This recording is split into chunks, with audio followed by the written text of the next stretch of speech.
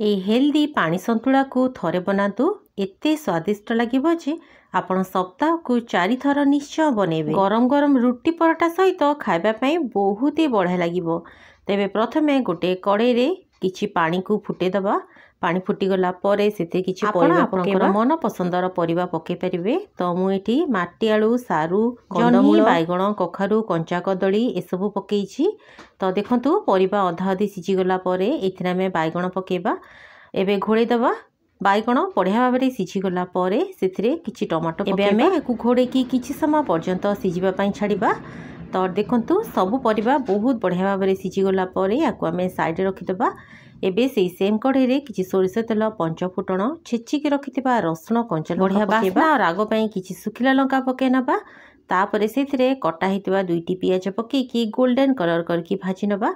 पियाज लाल हेकी भाजी गला परे भृसंग पत्र एबे सेथिरे सिझा परिबा पकेकी 2 मिनिट घोड़े दबा। तापरे सेथिरे किछि भजा बड़ी पकेकी 2-3 मिनिट फुटे देला परे बहुत ही टेस्टी और स्वादिष्ट पानी संतुला खाइबा पई रेडी।